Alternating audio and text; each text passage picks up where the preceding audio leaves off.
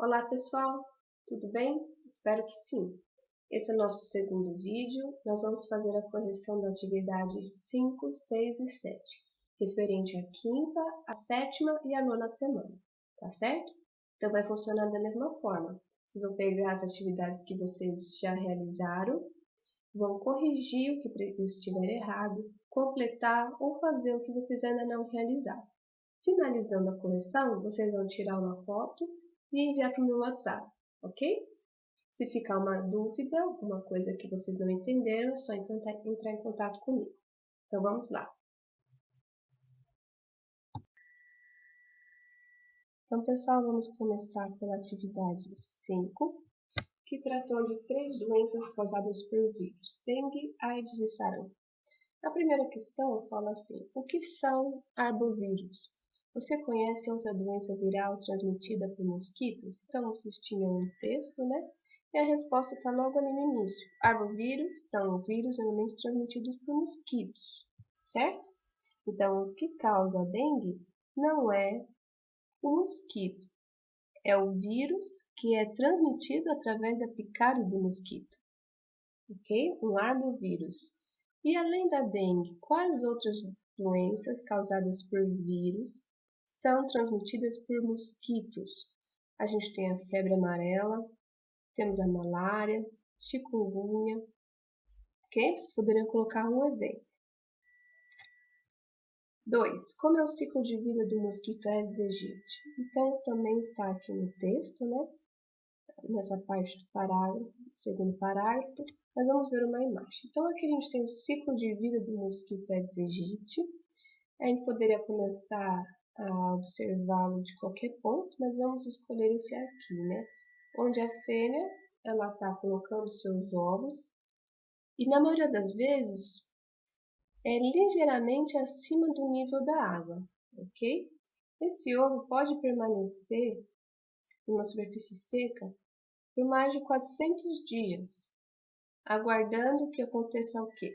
Ser coberto com água, para aí então o ovo dar origem a uma larva, né? Aí vamos ter 4 estágios larvais, que podem durar de 5 a 7 dias, a formação de uma pupa, e da pupa vai emergir o mosquito adulto. O mosquito adulto, macho e fêmea, vão acasalar, e a fêmea, então, ela vai picar o ser humano. Então, é porque a fêmea, para alimentar os ovos, ela vai necessitar de sangue. Mas o alimento dos mosquitos é a seiva das plantas. Apenas a fêmea grávida que vai precisar do sangue para amadurecimento dos ovos, ok? Se o mosquito fêmea picar uma pessoa infectada que tenha o vírus da dengue, né, esteja doente, ela também vai se infectar e vai transmitir então o vírus para a próxima pessoa que ela picar, ok? Dessa forma ocorrendo a transmissão da doença.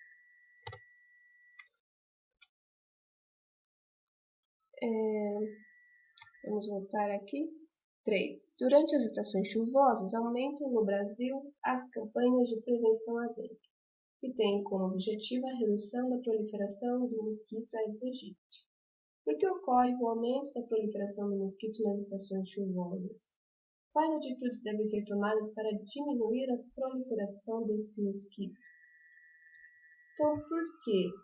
A estação, o verão, é a nossa estação mais chuvosa, né, com a maior pluviosidade, está aqui no texto. Dessa forma, aumentam os locais com água onde a fêmea pode deixar seus ovos. E também as altas temperaturas aceleram o desenvolvimento do mosquito entre as fases de ovo, larva e adulto, ok? E qual é a principal medida de prevenção? A principal forma é o controle da população de mosquitos. Dessa forma, impedir focos de água parada, né, por parte de toda a população. Então, tem as atitudes individuais, que cabe a cada um na sua casa, olhar o seu quintal, olhar os pratinhos das plantas, ver se tem água parada ali, colocar areia para impedir que isso aconteça, olhar se tem pneu, garrafa, qualquer superfície que possa acumular água. Também tem a responsabilidade governamental, que é o constante monitoramento de terrenos baldios, onde ocorre o descarte inadequado de lixo e que acaba virando um foco de procriação do mosquito. Está certo? Essa é a principal forma de diminuir a proliferação do mosquito. 4. Observe se em sua casa existe algum foco de água parada. Se houver, busque com a ajuda de seus responsáveis formas de solucionar o problema. Relate aqui suas observações e ações. Então aqui cabe a cada um, né, dar uma olhadinha no seu quintal, ver se tem foco de água parada. Se tiver, fazer o descarte, né, e procurar uma solução. A questão 5, 6 e 7 é sobre a AIDS e o vírus HIV. Então, vocês têm um texto para consultar, e a primeira questão, a questão 5, né, mas a primeira sobre a AIDS fala: ser infectado pelo HIV é a mesma coisa que ter a doença AIDS? Explique. Então, vamos ver lá no texto. Está aqui no segundo parágrafo. Ter o HIV, ou seja, o vírus da imunodeficiência humana, HIV é o vírus, certo? Não é a mesma coisa que ter AIDS. AIDS é a doença. Há muitos soropositivos, ou seja, pessoas infectadas pelo vírus, que vivem anos sem apresentar sintomas e sem desenvolver a doença. A AIDS é o estágio mais avançado da infecção pelo HIV e surge quando a pessoa não faz o tratamento. Então, nós temos um tratamento eficiente contra o vírus HIV, contra a AIDS, né, para evitar que chegue ao estágio de desenvolver a doença, ok? Mas se esse tratamento não é feito, acaba que a doença se instala, certo? Então, ter o vírus HIV não é a mesma coisa. A pessoa pode ser soropositiva, ou seja, ser portador do vírus, mas não ter a doença, não desenvolver a doença, certo? Fazer o controle através do tratamento. A cura para a AIDS ainda não está disponível, apesar de ter muito avanço nesse sentido, né? Recentemente saiu uma pesquisa de alguns casos em que se atingiu o objetivo de curar através de um tratamento, mas isso ainda precisa de muita investigação e pesquisa. Mas o tratamento, ele garante que a pessoa tenha qualidade de vida, ok? 6. O que o vírus HIV realiza após infectar as células? Então, vamos entender aqui lendo o texto. Então, o vírus HIV, que causa a doença chamada AIDS, ele vai atacar as células do sistema imunológico, ou seja, justamente as células responsáveis por defender o nosso organismo. Dessa forma, as células infectadas pelo vírus HIV são as células linfócitos TCD4+. E aí, o que o vírus vai fazer? Ele vai alterar o DNA dessa célula e fazer cópias de si mesmo. Depois de se multiplicar, ele rompe essa célula, a membrana da célula, essa célula do nosso sistema de defesa, que é o linfócito, em busca de outros para continuar a infecção. Tá? Então, aqui a gente tem uma imagem de vírus, né, do HIV, e a membrana de uma célula, a célula do nosso sistema de defesa, o linfócito. Questão 7. Entre as formas de se contrair o vírus HIV, marque com S, quer dizer sim, a alternativa que indica uma forma de transmissão, e com M, a alternativa que não indica uma forma de transmissão. Então, relação sexual sem preservativo. Sim, é a principal forma de transmissão do vírus HIV. Transfusão de sangue. Sim, no caso, no Brasil, o sangue utilizado numa cirurgia, no caso de um acidente, né, que a pessoa precisa receber sangue, ele passa por vários testes, tem também o processo de triagem para ser doador, porém, apesar de tudo isso, ainda tem um pequeno risco desse sangue estar contaminado com o vírus. Ok? Então, sim. Aqui, compartilhar copos e talheres. Não. Ok? O vírus HIV, ele não sobrevive no ambiente por muito tempo. Então, copos e talheres não são formas de contaminação. Compartilhamento de seringas e agulhas. Sim, objetos perfurantes não é comum, né? Não é a principal forma de transmissão, mas sim, pode ocorrer a transmissão dessa forma. Por isso, a importância de uso de materiais descartáveis ou esterilizados. Aperto de mão, abraço ou beijo. Não, ok? Então, não existe, não é uma forma de transmissão da doença. Demonstrar carinho, conviver, não tem qualquer risco, tá certo?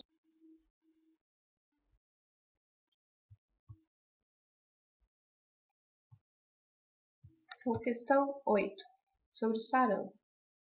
Observe um infográfico sobre a porcentagem da meta de vacinação de sarampo e poliomielite atingida no Brasil em cada ano. Qual pode ser um dos fatores que levaram ao aumento no número de casos de sarampo no Brasil? Então, nós vemos aqui um infográfico sobre a queda na coberturas vacinais de sarampo e poliomielite. Okay? Então, a gente vê aqui que de 2011 até 2017, a cobertura, ou seja, a porcentagem da população que foi vacinada, né, na idade correta, teve uma grande queda para a poliomielite e para o sarampo. Esse pode ser, então, um dos fatores que levaram ao aumento no número de casos de sarampo no Brasil. Certo? Que nós vimos ano passado, nós vimos casos de sarampo também esse ano. Uma doença que tem a vacina disponível nos postos de saúde gratuitamente através do SUS. O que pode estar acontecendo é uma diminuição na disponibilidade dessa vacina, né, nos postos de saúde, ou a população não está levando seus filhos para ser vacinada na idade correta. Mas, então, o principal fator é a queda na cobertura de vacinação em relação ao sarampo. A 9, pessoal, então é uma tabela para vocês completarem com os sintomas, a transmissão e a prevenção de cada doença.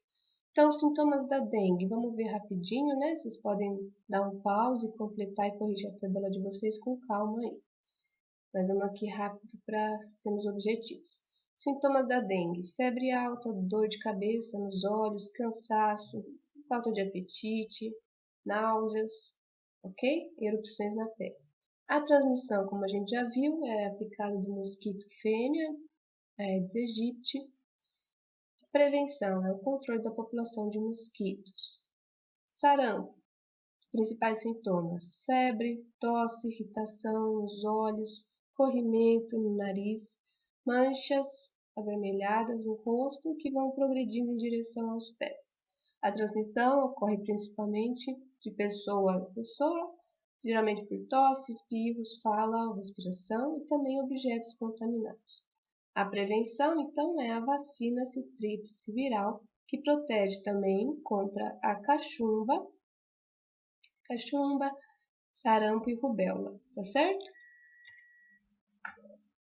O HIV, que causa a doença chamada AIDS.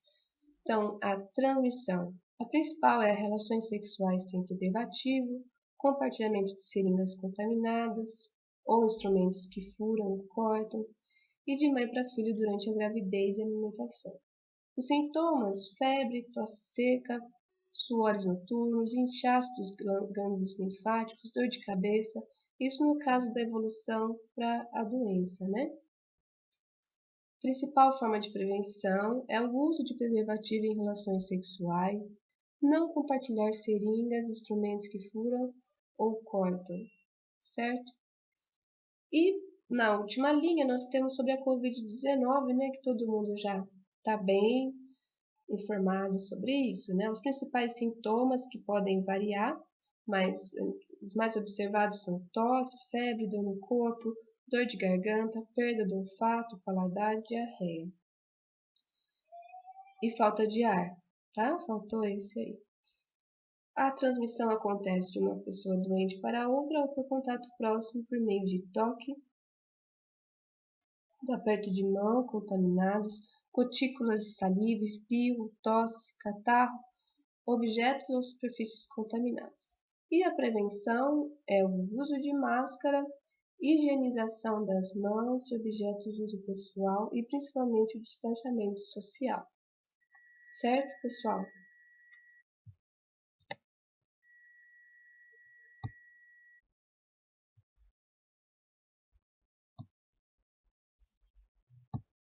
Então, pessoal, atividade 6, a gente viu a classificação dos seres vivos, né? Então, mas antes de falar disso, vamos pensar o que é classificar. Então, classificar é uma coisa que a gente faz no nosso cotidiano, sem perceber, nós estamos classificando coisas. Então, a questão 1 nos ajuda a refletir sobre isso. Ela fala assim: imagine que os seus pais, ao chegarem do mercado, solicitaram que você organizasse os seguintes itens comprados no mercado: farinha de trigo, água sanitária, frango congelado, feijão, iogurte, arroz, margarina, esponja de limpeza, ovos, óleo, banana, mamão e laranja. Então, aí vocês tinham que classificar. Então, esses produtos, vocês teriam que classificar onde cada um deveria ser colocado de acordo com suas características, certo? Então, na geladeira, posso colocar os alimentos que precisam de uma refrigeração, né? Como o iogurte, a margarina, certo? No freezer, congelador, o frango. No armário da cozinha, a farinha de trigo, o feijão, o arroz, o óleo, os ovos, ou você pode colocar na geladeira, né? Aí vai de cada um. O armário de produtos de limpeza, eu poderia colocar então a esponja, a cândida e a fruteira colocaria as frutas, certo? Dessa forma eu estou fazendo uma classificação. Uma pessoa poderia arrumar de uma outra forma? Sim, utilizando outros critérios, mas o critério que a gente utiliza normalmente é os alimentos que são perecíveis e os que não são, os que precisam de refrigeração e os que não possuem, não precisam, certo? Então, na questão 2 fala, escreva 2 exemplos do nosso cotidiano em que fazemos uma classificação para organizar alguma coisa. Então, além do mercado, a gente pode pensar a forma que a gente organiza um armário, né? Colocando os sapatos em um local, as camisetas em outro, shorts, calças em outro. Então, a forma de organizar um armário de roupas, ou até mesmo a forma com que o conhecimento está organizado em diferentes disciplinas na escola, né? A gente tem uma disciplina de ciências, outra de matemática, outra de português, que é uma forma de classificar o conhecimento, organizar o conhecimento, certo? Ou pensem na pasta, né, com as atividades. Elas estão organizadas em semanas, por disciplinas, por sala, elas estão classificadas. Imagine se todas as atividades lá do site da prefeitura estivessem na mesma pasta. Seria praticamente impossível encontrar, né? Questão 3. Qual é a estimativa do número de espécies que existem? Então, pensando nisso agora nos seres vivos, quantos tipos diferentes de seres vivos existem? Quantas espécies existem? Então, aqui fala no texto, né? Estima-se que haja de 7 a 10 milhões de espécies. Essa é uma estimativa, porque nós temos conhecimento de apenas 1,5 milhão, ou seja, 1 milhão e 500 mil espécies que já foram descritas. Então, existem muitas espécies que a gente não conhece, né? A cada dia, os cientistas descobrem novas espécies, ok? Só de borboletas, no Brasil, nós temos 3.500 espécies de borboletas. Então, às vezes a gente pensa, fala uma espécie, borboleta. Não, borboleta, a gente tem que pensar qual borboleta, porque existem mais de 3.500 espécies de borboletas diferentes, certo? Tudo isso faz parte da biodiversidade do nosso planeta, a diversidade de espécies de seres vivos. 4. Considerando a grande biodiversidade que existe na Terra, por que é importante classificar os seres vivos? Então, é fundamental classificar os seres vivos em grupos para a gente poder estudá-los, conhecê-los. Aqui fala nesse segundo parágrafo. A classificação facilita, por exemplo, o estudo dos habitats em que esperamos encontrar certos seres vivos, o planejamento de estratégias de conservação da biodiversidade, a identificação e seleção de seres vivos para serem utilizados pelo ser humano, por exemplo, na produção de medicamentos pela indústria farmacêutica. Ok? Então, é para a gente poder conhecê-los. 4. Considerando a grande biodiversidade que existe... é a 5. Quais são os principais critérios utilizados para estudar as relações entre os seres vivos e classificá-los? Então, por exemplo, para classificar as compras do mercado, eu utilizei um critério, né? Os alimentos que precisam de refrigeração foram para a geladeira, os que não precisavam foram para o armário, as frutas foram para a fruteira. Então, eu usei critérios. Quais são os critérios que os cientistas usam para classificar os seres vivos? Então, está aqui no terceiro parágrafo. São os critérios morfológicos, que quer dizer a forma do corpo, fisiológicos, comportamentais e genéticos, ok? 6. Para classificar os seres vivos, é necessário observar suas semelhanças e diferenças. Quais características os porcos, os leões marinhos e os seres humanos possuem em comum para serem classificados como mamíferos? Então, os porcos, os leões marinhos e os seres humanos, nós temos muitas diferenças, certo? Com essas espécies. A espécie humana tem muitas diferenças, mas possui algumas características em comum para fazerem parte de um mesmo grupo chamado mamífero. Então, vamos ver aqui. Nós temos a característica está aqui na imagem, né? Tanto os porcos quanto os leões marinhos e o ser humano possuem a produção de leite nas fêmeas e características comportamentais como cuidado parental. Dessa forma, eles compartilham características e são classificados como mamíferos, tá certo?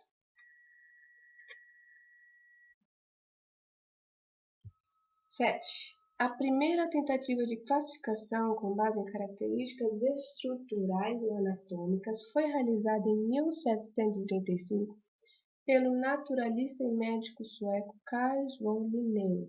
A gente fala Linné, tá? No sistema proposto por Linné, a espécie é a unidade básica de classificação. O que significa dizer que dois seres vivos são da mesma espécie? Então, vamos ver aqui no texto. Então, quando a gente fala de espécie biológica, a gente vai dizer que para os indivíduos serem considerados da mesma espécie, eles precisam ser semelhantes e, além disso, em condições naturais, eles são capazes de se reproduzir e dar origem a descendentes férteis, ou seja, eles conseguem cruzar, se reproduzir e ter descendentes, ou seja, filhos, que também têm a capacidade de se reproduzir de forma geral, ok? Então, vamos ver aqui um exemplo, né? A gente tem aqui um jumento, né? É uma espécie, o Equus asinus, e nós temos uma égua, que é da espécie Equus cavalos, né? Mesma espécie do cavalo, ok? Então, aqui é uma espécie e aqui outra espécie. Porém, o jumento macho pode cruzar com uma égua e vai dar origem a um descendente simpático sorridente. Aqui é o burro ou mula, ok?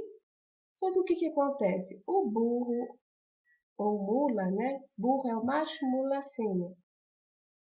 Eles são estéreis, eles não conseguem ter filhos. Então, o burro ou mula não vão conseguir cruzar, né? E ter descendentes que sejam férteis. Por isso, o jumento e o cavalo são de espécies diferentes, não são a mesma espécie. Eles conseguem cruzar, mas o seu descendente é infértil, ok? Não consegue se reproduzir. 8. Responda conforme o atual sistema de classificação taxonômica dos seres vivos. Espécies semelhantes são agrupadas em um mesmo. Então, vamos ver aqui. Então, o sistema de classificação, essa ciência que classifica os seres vivos, é chamado taxonomia, ok? E aí a gente vai ter os diferentes níveis de classificação. Aqui nessa representação esquemática sobre a espécie do peixe-boi da Amazônia e do lobo-guará, a gente consegue entender um pouquinho melhor isso. Então, espécies semelhantes, elas vão ser agrupadas em um mesmo gênero, ok? Gêneros semelhantes vão ser agrupados em uma mesma família. Família semelhantes vão ser agrupados em uma mesma ordem. Ordens semelhantes vão ser agrupados em uma mesma classe. Classes semelhantes em um mesmo filo e filos semelhantes em um mesmo reino, ok? Então, a gente vai do grupo mais específico até o menos específico, tá certo?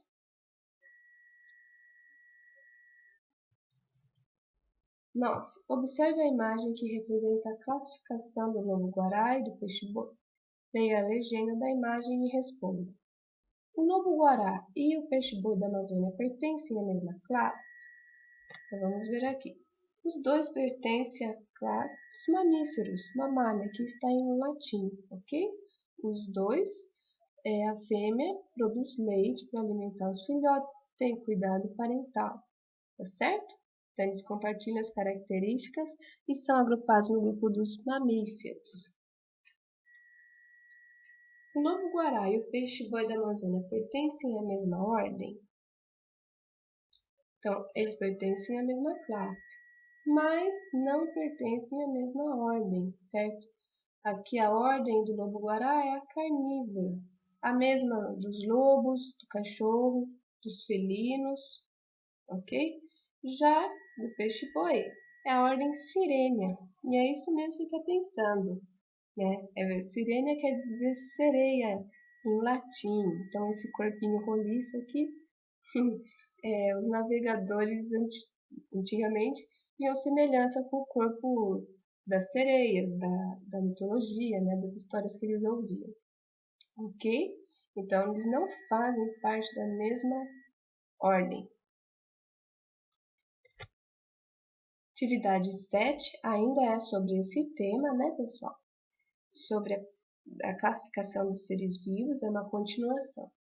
E aí a questão 1 fala assim: bicudo do tabuleiro, sanhaço pardo, papa laranja e bico de veludo são nomes populares de um pequeno pássaro que ocorre no Brasil, o Schistoclamis ruficapillus, que é o nome científico da espécie. Dessa forma, qual a importância do nome científico? Então, aqui nós temos o texto para nos auxiliar a responder a questão, mas aqui a gente já tem uma dica. Olha quantos nomes populares esse mesmo passarinho simpático pode ter. Agora, o nome científico. é apenas um. Em qualquer lugar do planeta Terra, esse é o nome científico da espécie. Dessa forma, qual a importância da nomenclatura científica? Então, aqui está a resposta. Qual que é a importância? A importância é identificar com facilidade a espécie, independentemente do local do mundo onde esteja o pesquisador e do idioma que ele fale.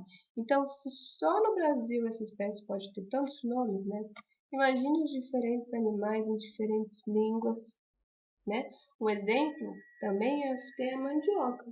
A mandioca no Brasil pode ser chamada de maniva, aipim, macaxeira, mas o nome científico dela é um só, ok? Então é para facilitar a identificação e o estudo. 2. O nome científico de uma espécie é binomial, ou seja, é composto de dois termos escritos em latim e destacados no texto, sublinhado ou itálico, tá? O itálico está aqui no exemplo, certo? A gente sempre precisa ou fazer em itálico ou sublinhar o nome científico. Considerando, por exemplo, o nome científico do cachorro, Canis familiaris. Então, em qualquer lugar do mundo, o cão, o cachorro, tem esse nome científico. O primeiro termo, canis, indica o gênero ao qual o cachorro pertence e deve ser escrito sempre com um inicial maiúsculo. Os dois termos juntos, canis familiares, indicam a espécie. O segundo termo é escrito com inicial minúscula e deve ser escrito sozinho. O cão doméstico, Canis familiaris, e o lobo, Canis lupus, e o coiote, Canis latrans, pertencem a uma mesma categoria taxonômica. Então, tanto o cão doméstico quanto o lobo e o coiote trazem, né, como primeiro nome da nomenclatura científica a palavra canis, que identifica o gênero ao qual o cachorro pertence, ou o lobo ou o coiote, tá certo? Então aqui a gente poderia marcar a letra A. 3. Uma forma de classificar os seres vivos é dividi-los em 5 reinos, tendo como base principalmente a estrutura celular e a forma de obtenção de alimentos. Complete as frases a seguir. Daí falava para você copiar a frase inteira dessa questão no caderno, não apenas a resposta. Então vamos ver. Então, para classificar os seres vivos e dividi-los em 5 reinos, que é uma das formas de classificação, né? Atualmente nós temos outras mais atuais, mas o livro de vocês traz essa, classificar os seres vivos em 5 reinos, agrupados em 5 reinos. Para fazer essa classificação, a gente precisa saber o significado dessas palavras e dessas características, tá? Então vamos lá.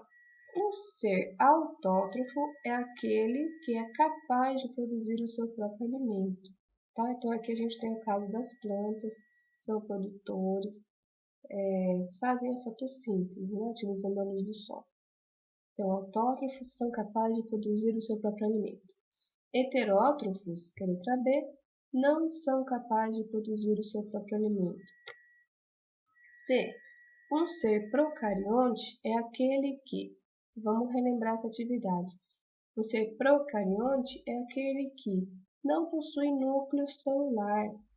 O DNA está espalhado no citoplasma, então não possui núcleo organizado, certo? Um ser eucarionte é aquele que a célula possui núcleo organizado, ou seja, o material genético está guardado dentro do núcleo. E o nome dado a um organismo que possui muitas células é pluricelular ou multicelular. F. O nome dado a um organismo que apresenta uma única célula é unicelular, uni de um, né? Uma única célula, no caso, as bactérias. 4. De acordo com a classificação que estudamos, escreva 2 exemplos de seres vivos para cada reino. Então, o texto de vocês apresenta, né, a explicação sobre os 5 reinos. E não precisa decorar essas informações, nada disso, é para vocês conhecerem, né? Mas então vamos lá, o reino Monera. 2 exemplos, as bactérias e as arqueias. Ok? Essa eu respondi para vocês. Animalia, reino animal.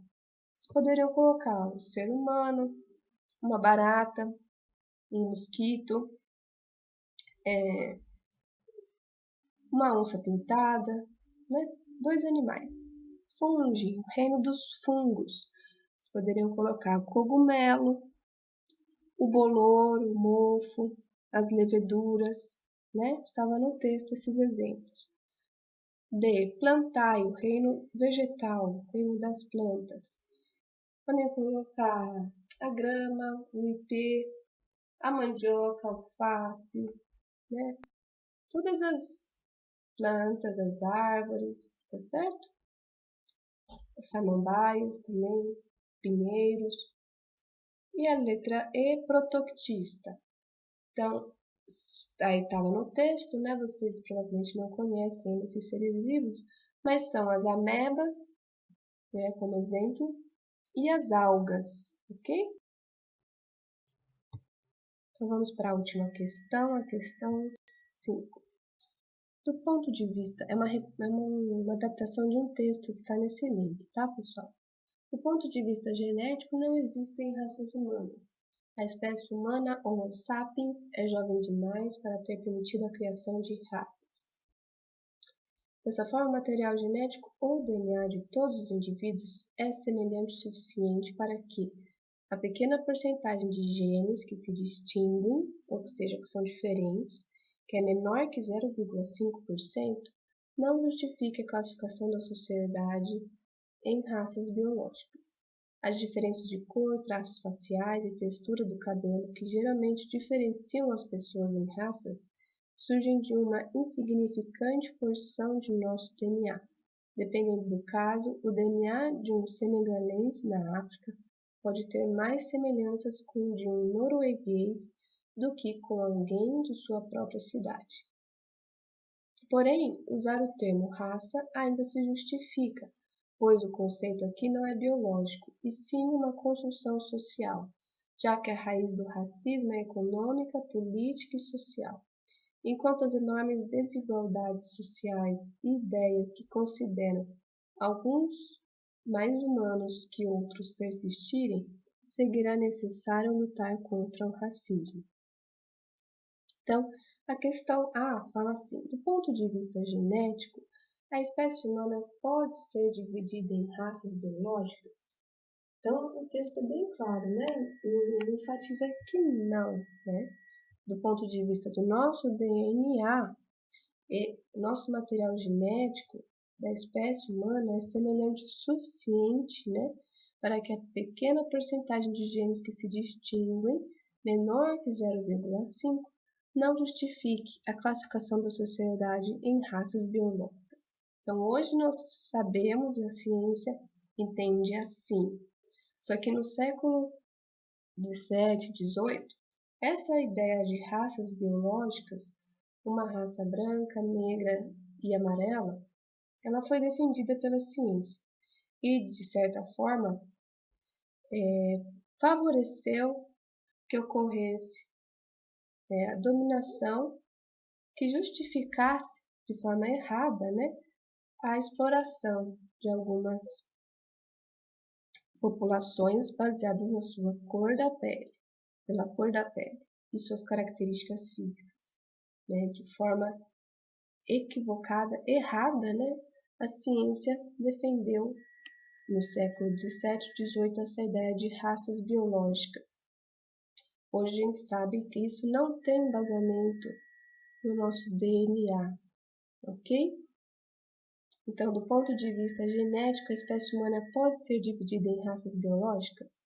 Não, pois o DNA de todos os indivíduos é semelhante o suficiente para que a pequena porcentagem de genes que se distinguem, menor que 0,5%, não justifique a classificação da sociedade em raças biológicas. Tá certo? B. Apesar disso, ainda é necessário combater o racismo, justifica. Então, para pensar sobre isso, vamos ver uma tirinha que fala assim: é tão normalizado na nossa cultura, falas, piadas e costumes que muitos não percebem, não sentem e pensam até ser natural. Né? Essa ideia de ser natural, né? Que exista raças biológicas que justificam a superioridade de alguns seres humanos sobre outros.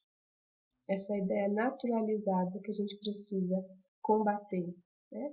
Como está falando aqui. É preciso entender, denunciar e combater o racismo estrutural.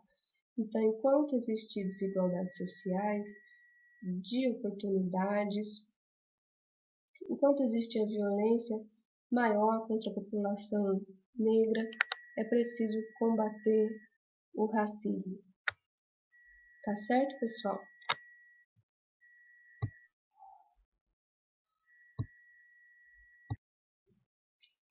Então é isso, pessoal. Eu espero que esses vídeos sejam uma forma de ajudar vocês nesse processo de estudo em casa, que eu imagino que não está sendo fácil, né? Mas qualquer dúvida é só entrar em contato, tá certo? E o mais importante é vocês terem uma rotina de estudo, tá certo? Não se desesperar, fazer um pouco de atividade por dia e assim a gente vai caminhando nesse período, tá certo? Um abração para vocês. Não esqueçam de me enviar as fotos, tá certo? No meu WhatsApp da correção. Um abração, se cuidem, fiquem em casa, se forem sair, usem máscara, tá certo? Até mais.